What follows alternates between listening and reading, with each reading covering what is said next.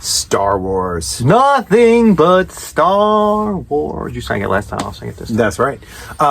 So Star Wars.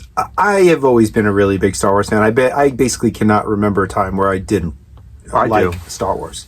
Really? Before 1977. I don't really remember much before 1977. I remember a little bit. Like I said, life changed after 1977. I only saw one movie before I saw Star Wars in the theaters. Really? Yep. The first movie I saw right before I saw Star Wars was Godzilla vs. Hedorah. Really? Yes, and then Star Wars. We went constantly as we were kids to see Disney movies. I don't remember. If we did, I don't remember them. Constantly. But I remember Star Wars. So anyway, Star Wars, and specifically what we're going to be looking at right now is the extended universe, or at least the beginning of the Star Wars extended universe. What is the extended universe? The Star Wars extended universe entails all of the comics, books, records, stage plays, whatever. Anything. Comics that are out. I said comics, didn't I? No. No? Oh, comics. So anything that's outside the actual movie. So are the TV shows The Mandalorian, is that extended universe I think they are. I think they are extended universe because I think the main, just the films are what is not the extended universe because that's the basis of the universe. Because some of the books were great. We'll have to do an episode on one of the books. Oh, there's so hundreds and hundreds of them. So anyway, what I want to talk about is the beginning of the Star Wars extended universe. Now, a lot of people think it's the novel Splinter of the Mind's Eye by Alan Dean Foster. It's not. There's actually a non-movie story that's released before that. We have to go back to the comics for the very first extended universe story in Star Wars.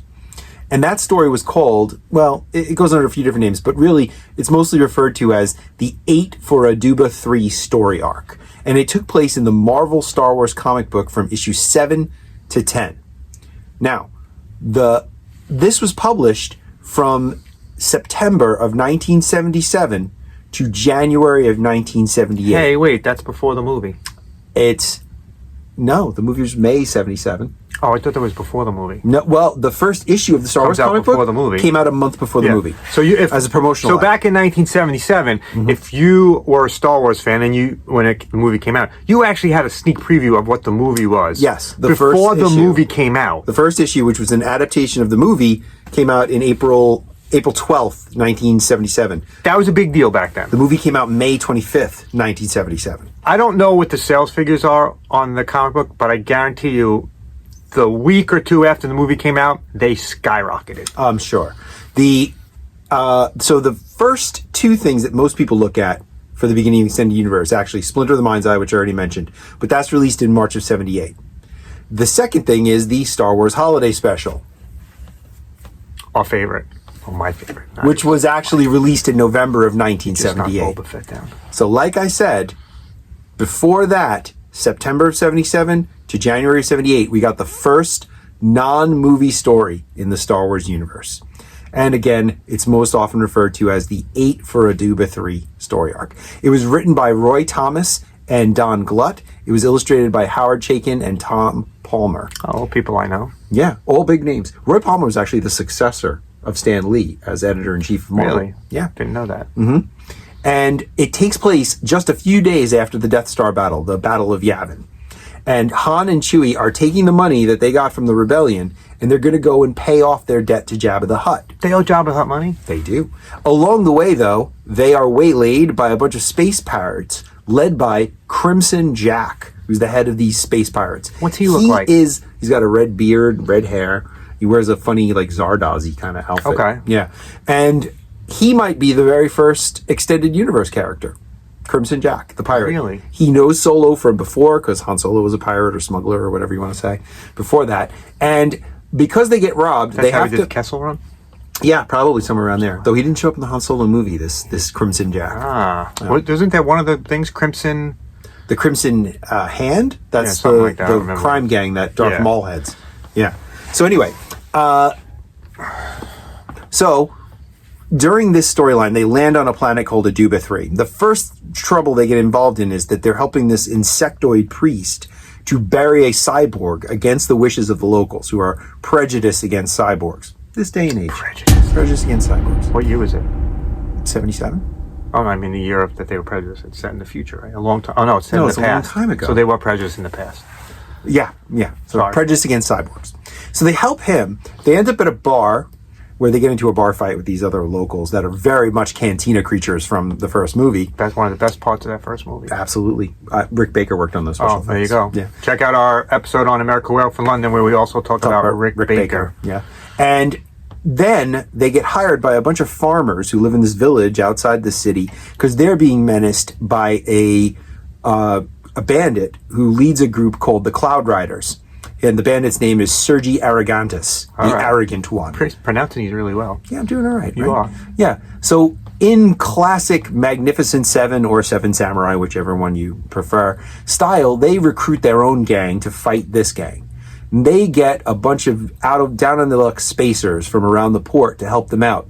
Included in this are some of the more popular extended universe characters. Even today. We have Hedgie, who's this sort of like big porcupine guy called a Spiner. He wears a green cape, he's purple, and he could shoot porcupine quills out of his body. Sounds like as a weapon. Yeah.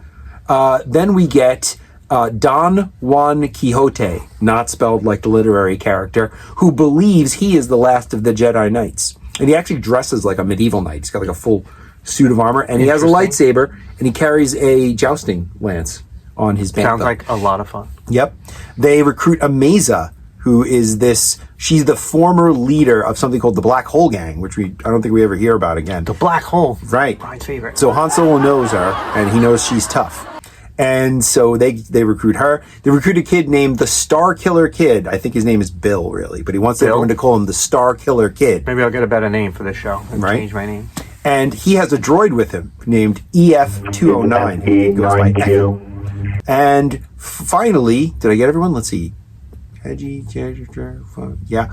Last one they recruit is the most important one. Jackson, a green 6-foot meat-eating rabbit. I think he's the only one that's been made into a figure too, right? He is the only one of this crew that is made. He got his own Black Series figure just a few years ago. This group, the 8 for Aduba 3, go off and they battle Sergi Arrogantus and the Cloud Riders in an attempt to free this village. In the middle of the battle, one of the shamans of the village raises up a monster called the Behemoth from Below, this giant kaiju creature, that they then end up having to fight that thing. It turns into a big complicated mess. There's a subplot running through a couple of these issues about what Luke Skywalker and Princess Leia are up to at this time, where Luke gets involved in this whole other off-world adventure. There is actually a part of the story where Luke and Princess Leia are in it. It's a subplot in a couple of these issues that then becomes the main story of issue 11. Okay. And goes on from there. But this is what kicks off the Star Wars Extended Universe. Well, I remember as a kid buying these because, again, two things that stand out for me when I was a kid: comic books, Star Wars, 1977. Sure. And then when Star Wars comics came out, it was a big deal because we had the ability to continue the story. Yeah. So I know we've talked about this before. We continued the story in our bedrooms and in our living rooms with our toys. But the ability to go and read a story about Star Wars this was a great story. There's one of them I think it's issue 7 is a phenomenal that's looking, the one with the insectoid and the phenomenal looking covers in these issues, and they really sucked you in. So on a comic rack, when you saw this, you immediately picked it up as a comic book fan and as a Star Wars fan. It's funny because I haven't read them in a really long time, and I reread them to get ready for this video, and I gotta say they are really a lot of fun. They're really good. Stand out in my mind still. Over the years, I've at one day we'll do a tour and I have thousands and thousands of comic books here. But that cover stands out in my mind to this day from when I was a kid, seeing it on the spinner rack in the local, it was like a 5 and dime or whatever, and I had to have this issue to continue my Star Wars journey. Yeah, and I think one of the things that marks the difference in generations between Star Wars fans is that our generation, any Star Wars is pretty much good Star Wars. 100%. More Star Wars is always better than no Star Wars. So a lot of the arguments that go on about what Star Wars is now, whatever it's supposed to be. When the first trilogy came back too, and I know a lot of the hate came out.